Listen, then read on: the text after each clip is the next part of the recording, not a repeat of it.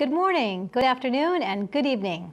Thank you for tuning in and welcome to our latest episode of Mentor Talks.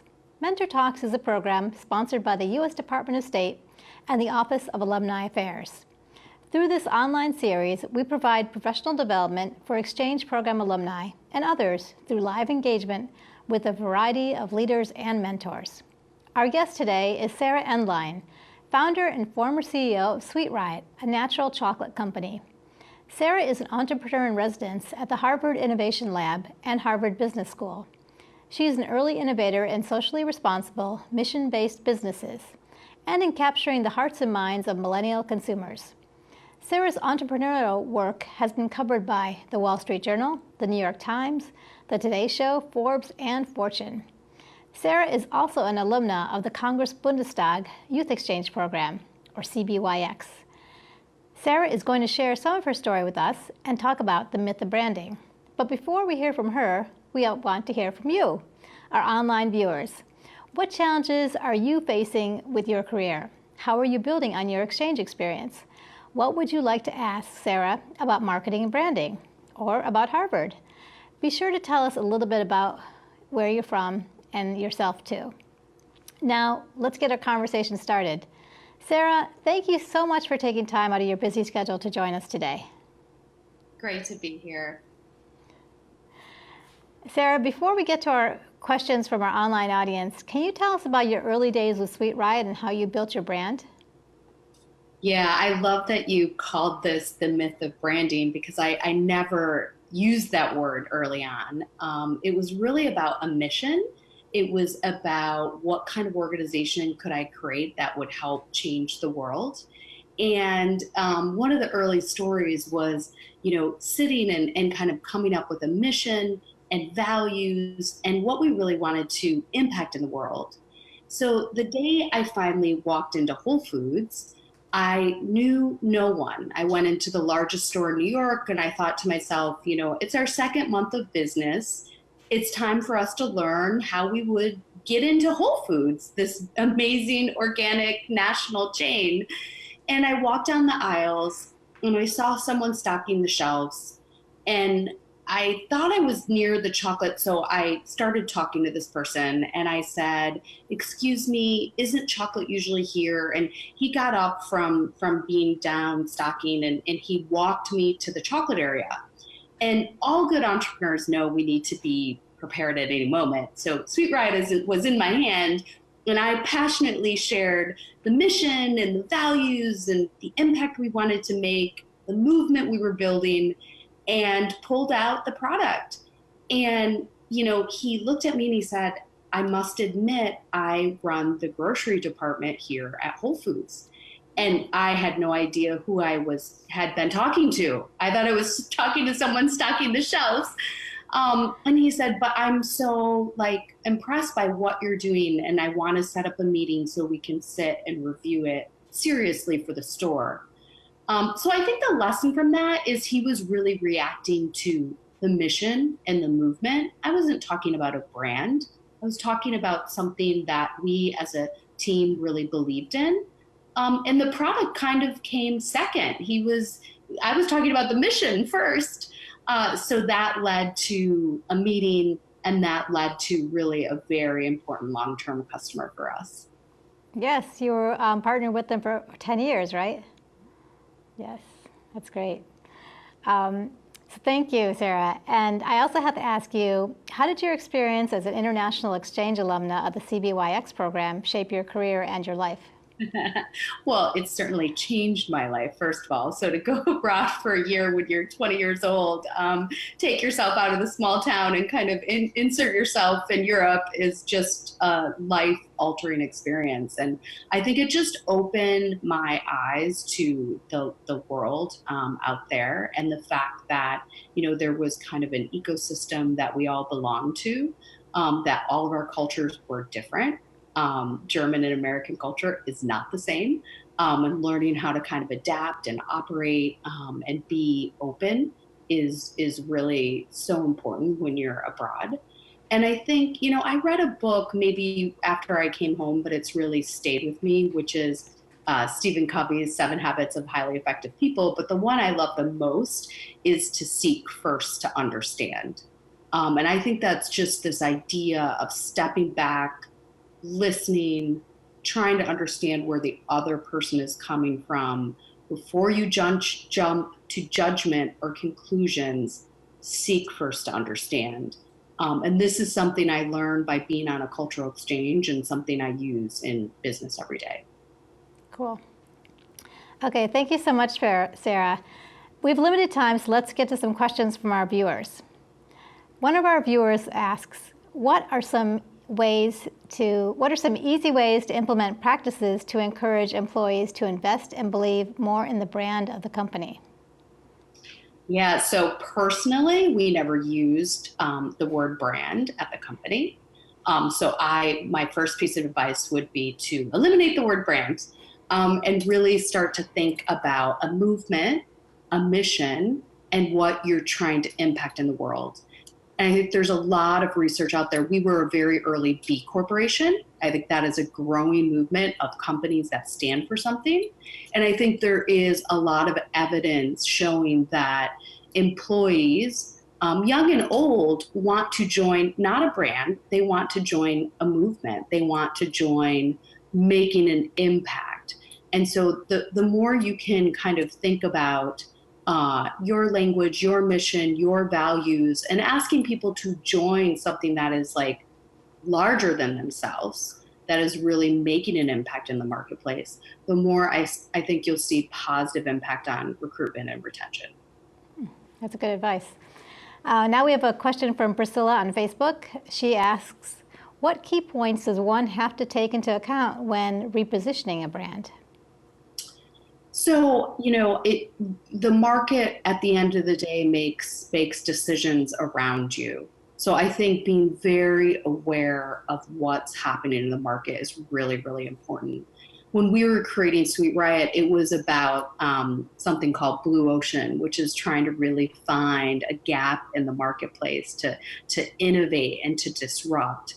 And to kind of make your own path. So I really encourage people to always think through and search for that blue ocean. Where are the gaps in the marketplace?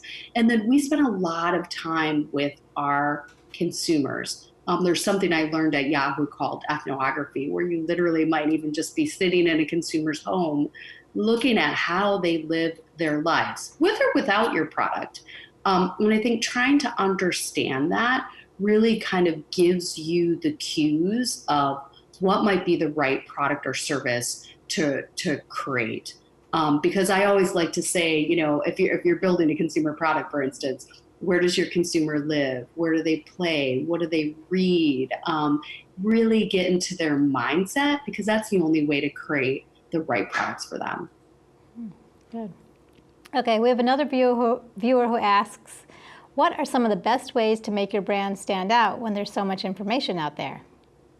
Yeah, this goes back to a few things I've talked about before, which is, don't think about it as a brand, think about it as a movement, and think about it as a product there to serve your marketplace.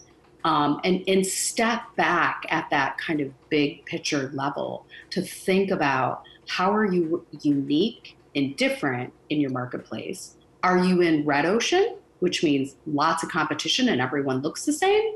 Or are you approaching blue ocean, where you might be able to create your own category or your own kind of place in the sea? So I would be looking at kind of these macro strategic questions before you just keep doing the regular marketing activity. I like to call it the soul. Look at the soul first, which means, do you have the right products and services? Do you have the right culture and people to then go out into that marketplace? Right.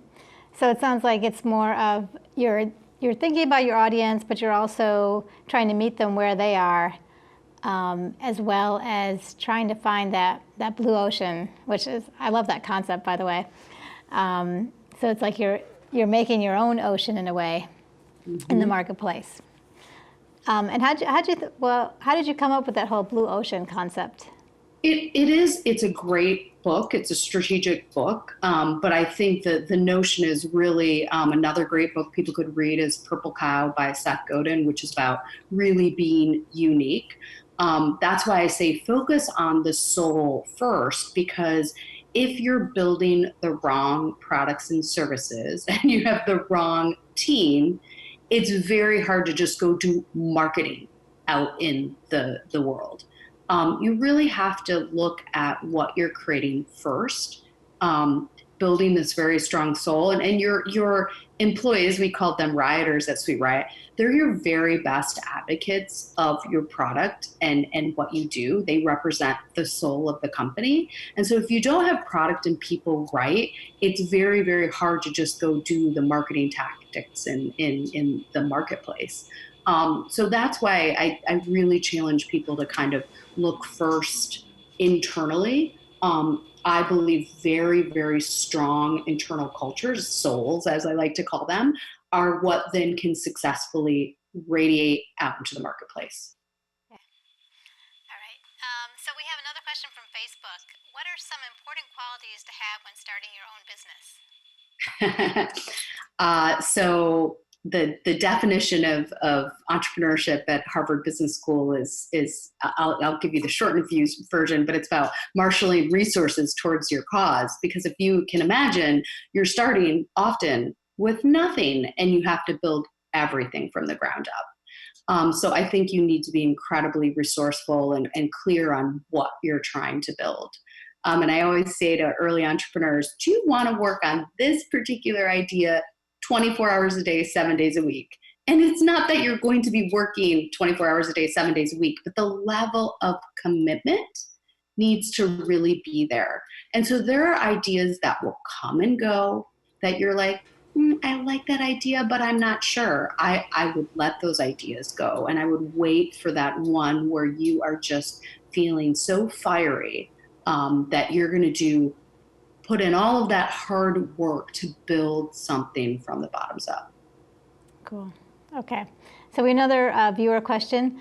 Do you think having marketing or branding partnerships are a good idea? How do you approach potential partners? I believe in partnership in general in business. So absolutely partnerships are important. And I just mentioned if you're building a company from scratch, it's hard to be alone in that. So you definitely want to find people along the way. For us, Whole Foods was a very, very critical partner. Some people may consider them a retailer. I consider them a curator. They decide who gets the real estate on their very special shelves.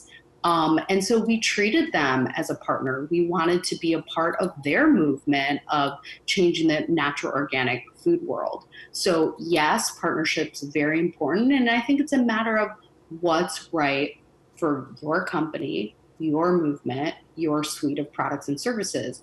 And it's not the right answer for everyone. It really depends on specifically what it is you're creating.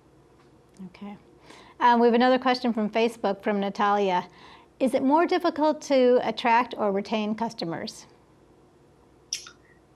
It's all difficult. I know I'm speaking as an entrepreneur, but I think a lot of people would argue it's easier to retain, or it's easier to bring back customers you've had in the past. So I'm sure there's you can read science around that. Attracting these very first customers is certainly difficult. They're placing a bet on you. I can remember walking into Zabar's, one of the top gourmet stores in New York City, and this was, really kind of our 1-2 first customer. And I walked into the store, and again, I didn't know anyone. So I just said, "Who manages chocolate?" And they said, "Hey, go talk to this guy over there." Well, it turns out that guy over there was the general manager of the store. And I was, again, so passionate about, this movement we were creating and this unique set of products that he placed a bet on it. And he said, "Okay, fine, I'm going to give you a try." And we built a long, amazing relationship where Scott was just such a critical part of, Sweet Riot and what we stood for. But he had to place a bet at the beginning and trust us. So that is a very challenging part of the process, customer acquisition. But I think all of it is challenging. And that's the beauty of entrepreneurship. That's true. So, and what made you step into entrepreneurship from, being at Yahoo and Microsoft? I think I've been entrepreneuring my whole life. My first, actually, I started out selling candy in school. Then I led a major Toys for Tots campaign in high school. Building movements, building campaigns, stepping up, being a leader, founding things is just something I've done my whole life.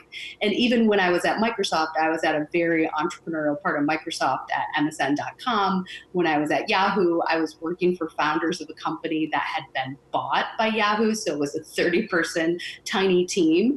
I have a pattern of working with founders or being the founder, being a co-founder. And I think I just like to build, create, movements and companies. And, I've had that pattern for a long time. I don't encourage everyone to do it. I don't think you are required to be an entrepreneur. But I think it's just something that I kind of grew up with. Cool. So we have another question for you. When you're planning a marketing campaign, how do you begin? Are there first steps to get organized? So I've mentioned marketplace because I really think this is just such a critical piece of the puzzle. So if you're starting to build a campaign, first, again, I would step back. Do you have the right unique product or service? What's happening in your marketplace, and understanding your marketplace. So when I said I was doing ethnography at Yahoo, and there's a way of kind of doing market research, you can bootstrap this. I would host focus groups in my New York apartment. I would have one-on-one coffees with people to talk to them about candy and chocolate and problems and solutions. And I literally would just go out and do as much primary research as I could to get into the mindset of the target consumer. So when building a campaign for me, it goes back to, who is this consumer? Where do they live? Where do they work? Where do they play? What do they care about?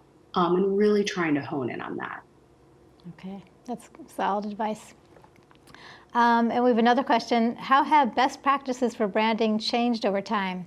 How can one prepare for these kinds of changes?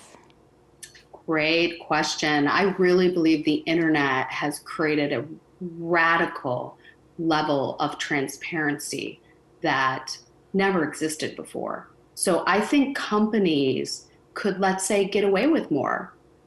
It wasn't going to hit the Twitter headline in in 1 second. Maybe it would hit the newspapers, right? So I just think that consumers growing up today have unparalleled access to information. They can, in one click, find out everything about you. They might even be able to find out about your employees, your CEO, your salaries. There's just so much information out there. I think that leads to things like the B Corp movement and consumers demanding a different level of integrity. And I don't see that changing. And I don't think that's going to change because of the internet driving transparency. That's cool. Okay, so when evaluating your marketing campaign's performance, what are the most important factors to focus on? Well, I'm a marketer who loves sales. And so anyone who says, sales is like a dirty word, it's not. It's really beautiful. And revenue is the lifeblood of businesses. I like to evaluate based on what is the sales impact. Certainly you want a positive feeling from your consumers on, if you create a commercial, you want it to be the one that everyone's sending around saying it's so wonderful. So yes, you want that kind of satisfaction level to be high, but you want to impact sales. And as an entrepreneur, this is your number one metric, is just driving the sales of your product or service, embracing sales, being out as a chief salesperson. Sales is so fundamental. And it's not just in selling the product or service, it might be fundraising for the company. It might be finding the next partner. And it's so something that I love to talk about and advocate. Right. it sounds like you have to not only market yourself, but your product too. Mm-hmm. Yes. So we have another question from Facebook from Tatiana. She works with teachers and wants to know what are ways to open their minds to new opportunities and prospects with different organizations, not only ministry and school authorities. Open the minds of teachers. So to me, I think maybe so I was thinking maybe she's talking about partnerships, maybe. yeah, and I think this goes back to, what is the mission of a teacher? And bring them back to why are they there? The values and the mission. And so that's what a great partnership stems from anyway. It's not stemming from a brand. It's not stemming from, the idea of marketing. It's stemming from, I believe in this, and look, maybe we can help foster that together. So I think that is the root of great customer relationships. It's the root as well of great partnerships. Okay. And what are some easily accessible resources that you could recommend for promoting a small business? I think it's important to start local first. I remember when I was starting, people be like, "When are you going to be national?" And it's like, wait, we got one city to start with. So I think choosing a place to start is really important, and it doesn't always mean you need to start with the whole country. Certainly, there's a strategy today with the internet to do that. But let's just say you're opening one location. People even say in New York that if you want to have a successful restaurant, you must get the neighbors. If you don't get the neighbors and you're trying to rely on kind of tourist traffic and people that read your advertisement, you will never survive as a restaurant. So let's just take that example as a small business. Start local, start with your neighbors, test the concepts, get feedback, be close to those customers, close to the marketplace, perfect what some people would call your MVP, and keep growing from there. Okay. So that your MVP, your most valuable player, which is your local market. Viable product. That's an internet term. Your minimum viable product. Okay. Perfect using your locals and your neighbors before you go big. Okay. And just expanding on that, so once you are focused on your local audience, then what should a business owner keep in mind when you're expanding to a wider audience? It's so very much depends on, what is the product or service that you're creating. I think being really strategic about your rollout is important. So if we just take Sweet Ride as an example, we decided very deliberately, let's find these kind of New York, natural, organic, small specialty stores first. We weren't even talking about Whole Foods. I mean, the fact that we ended up there in our second month of business was not by design. I thought I was going to walk in and it was going to be a 6 to 12 month process. It happened to be a very quick process. Our strategy was start local, great, especially natural. And then next we will build from there. So I think having that kind of I mentioned this before, let's make sure we have the right soul in place, right products, right services, great team. There's a soul in place. I'm now ready to radiate to the marketplace. What is that kind of step-by-step rollout? And plan it. And you can't always follow it perfectly, but to plan it and have some strategy behind it will serve you. Okay. And how do you find likely partners to work with? Did you go to Whole Foods looking for partners? How can you use that approach on purpose? I think we studied the market, right? So if we wanted to be with the top natural organic specialty players first in New York, we studied who those players were, who the stores were, where they were in the city specifically. How could we reach them? How could we go visit them? And then, there's an old saying, fish where the fish are. We would show up, right? We would ask to talk to people. We would ask for appointments. We were present. And that's why sales is so important, is going out into the marketplace, be brave and courageous and show up. It's a big part of the entrepreneurial battle. Yes, And that's what we did. cool. And you're from New York, right? I I mean, grew sorry, up, you grew up on a farm, but you are in New York, and that's become like your base. it is a base. My husband is French, so we have a cultural exchange every day. So we have a place in France, we have a place in Brooklyn, and we celebrate French and American culture here at home. Great. Okay, so we're going to go back to another brand question. What's a normal time frame for developing your brand and connecting with your audience? This is a complicated question. I don't know that there is a normal time frame, but certainly I think most entrepreneurs I know that are starting a new company and building kind of a movement from scratch are spending a minimum of 6 months concepting around this. And some people may have a job while they do this, right? So you're kind of like balancing everything together. And you're trying to, first of all, understand what it is that you're passionate about, that you want to work on 24 hours a day, 7 days a week. And where's that gap in the market? Where can you create an innovation? And what are your core values around that?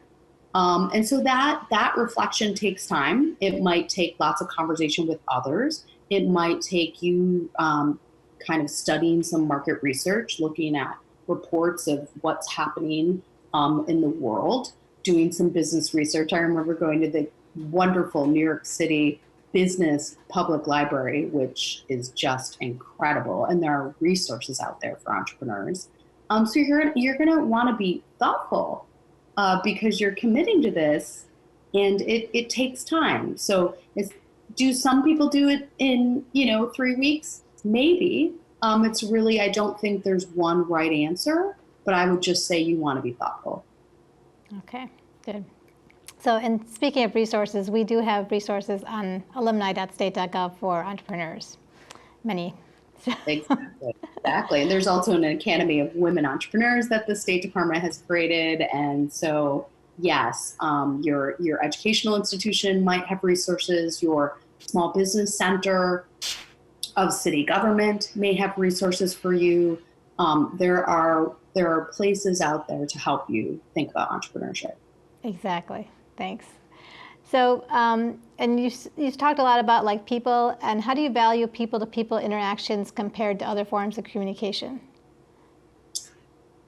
I think the best companies are all about people. I mean, we can kind of change products and services all day, but it really fundamentally comes down to having an incredible, talented team and a very strong culture. And if you ever have a chance to read the book Built to Last by Jim Collins, he studies legendary companies that have radically changed their products and services over time, but what they have in place is a very strong culture with a very strong set of people involved. And so I just think that's really, I like to say sometimes in a speech, the point is the people. It's a term I used when I was an undergrad at the University of Michigan.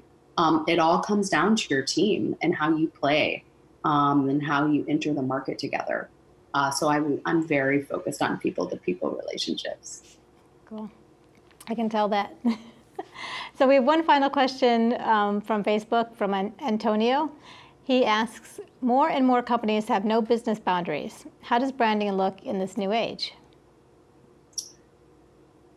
Interesting. I love that everyone's still asking about branding because I'm trying not to say the word. It's about movements, and movements sometimes have boundaries and sometimes they don't. And sometimes a movement may start with a particular niche focus, and it may just grow and grow and grow and just kind of evolve into something way beyond where it started.